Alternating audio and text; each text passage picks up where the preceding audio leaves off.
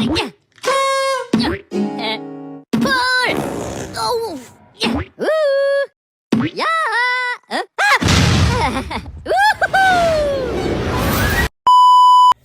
teman-teman, perkenalkan nama saya Andika Putra Sugiarto dengan NPM 25220112.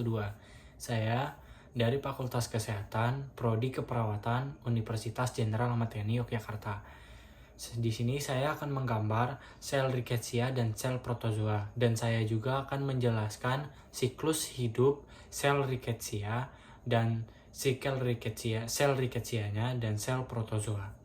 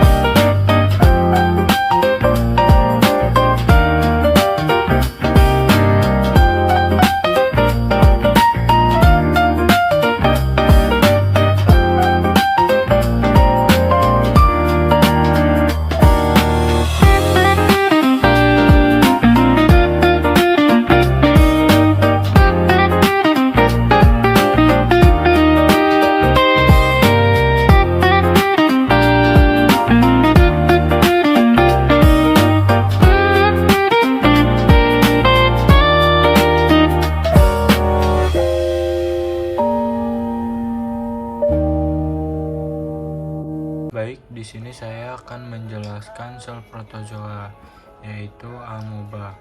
Yang pertama, amoeba adalah organisme protozoa bersel satu yang termasuk kelompok protista dan bergerak menggunakan kaki semu. Lalu, ciri utama amoeba hanya terdiri dari satu sel, tidak memiliki bentuk tetap, bentuknya selalu berubah, hidup di air tawar, tanah lembab, atau sebagai parasit. Lalu saya akan menjelaskan bagian-bagian sel amoeba. Yang pertama ada pseudopod. Pseudopod adalah tonjolan sementara dari sitoplasma yang dapat memanjang dan memendek. Fungsinya itu sebagai alat gerak amoeba dan juga menangkap makanan dengan cara fagositosis atau menelan partikel makanan. Lalu yang kedua, saya akan menjelaskan bagian sel membrane. Sel membrane ini adalah lapisan tipis yang membungkus bagian seluruh sel, yang fungsinya untuk melindungi isi sel dan mengatur keluar masuk zat yang seperti air, oksigen, makanan, dan sisa-sisa metabolisme, dan juga memberi bentuk fleksibel pada sel. Lalu yang ketiga ada sitoplasma. Sitoplasma adalah cairan di dalam sel tempat organel berada yang terbagi menjadi dua. Yang pertama ada ektoplasma. Ektoplasma ini adalah bagian luar sitoplasma yang lebih jernih dan kental. Lalu yang kedua ada endoplasma.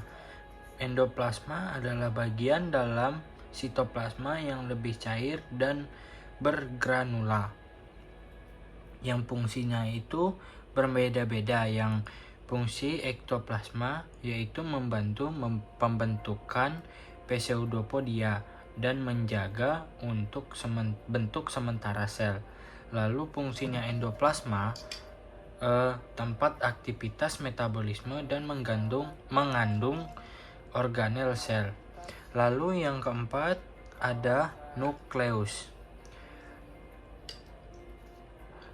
Nukleus adalah struktur bulat di tengah DNA, di tengah sel yang berisi materi genetik DNA, yaitu fungsinya mengontrol seluruh aktivitas sel dan mengatur pertumbuhan dan reproduksi, dan juga menyimpan informasi genetik. Lalu yang kelima ada nukleolus. Nukleolus adalah bagian kecil di dalam inti sel, yang fungsinya membentuk ribosom dan membantu sintesis protein. Lalu ada flacuole atau vakuola makanan, yaitu kantong berisi makanan yang telah ditelan, yang fungsinya tempat pencernaan makanan dan enzim memecah makanan menjadi nutrisi. Lalu ada juga kontraktil vakuole. Kontraktil vakuola yang dapat membesar dan mengecil secara berkala, yang fungsinya juga mengeluarkan kelebihan air dan menjaga tekanan osmotik sel agar tidak pecah. Lalu ada juga water globulus. Water globulus adalah butiran cairan di dalam sitoplasma yang fungsinya untuk penyimpanan sementara air dan membantu proses osmoregulasi sebelum air dikeluarkan vakuola kontraktil. Lalu untuk kesimpulan, sel amoeba adalah organisme uniseluler yang tidak memiliki bentuk tetap dan bergerak dengan kaki-kaki semu dalam vakuola dan mengatur keseimbangan air sendiri. Baik, di sini saya sudah menggambar dan mewarnai siklus hidup Rickettsia. Rickettsia adalah bakteri sangat kecil yang bersifat parasit intraseluler obligat. Artinya bakteri ini hanya bisa hidup dan berkembang biak di dalam sel makhluk hidup, terutama pada sel manusia dan sel hewan. Ciri-ciri Rickettsia termasuk bakteri gram negatif. Ukurannya sangat kecil, mirip virus, tetapi tetap bakteri. Ia tidak bisa hidup bebas di lingkungan. Hidup di dalam sel endotel pembuluh darah. Penyakit yang dapat ditimbulkan, contohnya seperti tifus, spotted fever, scrub typhus. Lalu, ia menularkan melalui vektor seperti kutu, tungau, kutu badan, atau pinjal.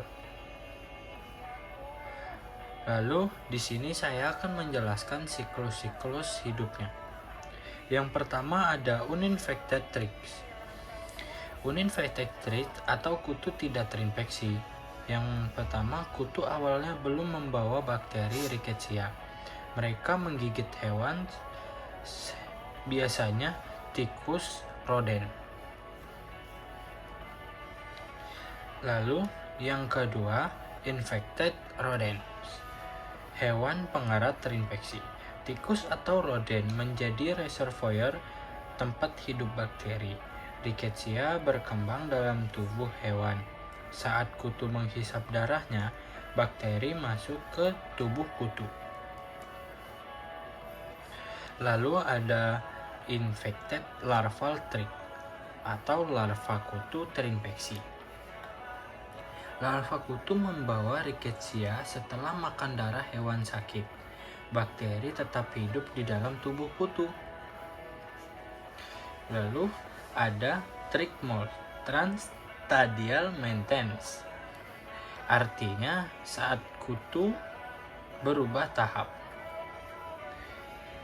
Larva, nimpa, terus dewasa, Rickettsia tetap bertahan di tubuh kutu.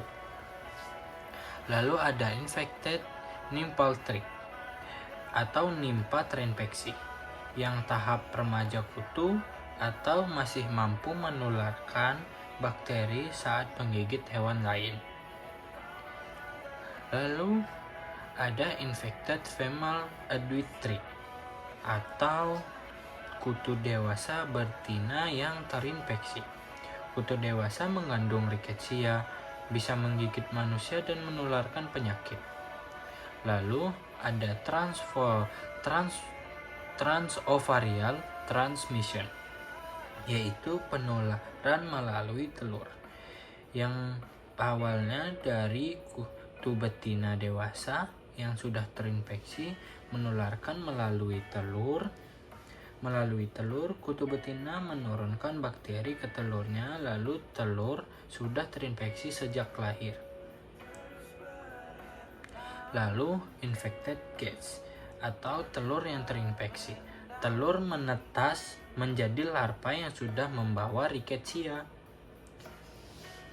Lalu saya akan menjelaskan ringkasan alur siklus. Ringkasan alur siklus, yang pertama kutu sehat, lalu menggigit tikus sakit, lalu kutu terinfeksi, lalu bakteri bertahan saat kutu tumbuh, lalu diturunkan ke telurnya, lalu kutu menggigit ke manusia, manusia terinfeksi.